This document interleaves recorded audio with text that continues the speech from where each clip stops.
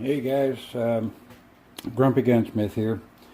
Just wanted to kind of show you a different Patchbox release, since we were talking about that a little while ago.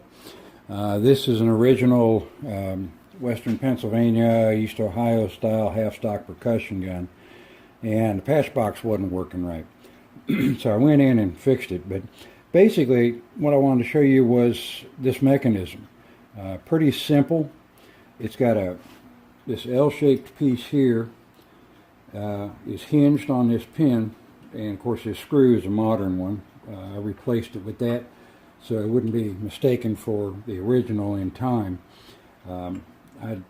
It's always best when you do restoration work to either date a new piece you put on or make sure that somebody knows it's a restoration. But anyways, this is going to be hidden underneath the butt plate. You're never going to see it unless you take it all apart again like I've done. The basic operation of this is you've got a pin up here that pushes down on this lever, and the lever is held by this spring, which is simply driven into the wood. It has a sharpened edge that's driven into the end ring to hold it in place. And by pushing down the pin, you can see how that lever acts, and now it's going to release from the Patchbox lid finial and pop it open. Pretty simple mechanism, and some Virginia rifles I've seen actually have the end of this side plate on the Patchbox relieved underneath of wood, and it's kind of tempered so that it acts like a spring in itself.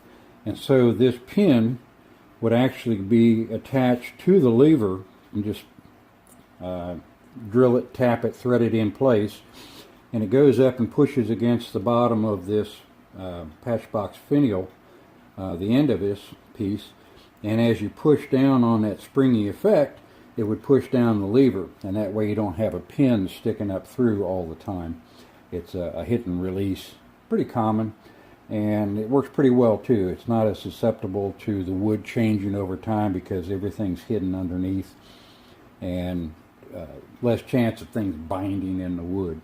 This one, as you can see, has a lot of extra wood taken away around it, so you're not going to have any problem with that binding either.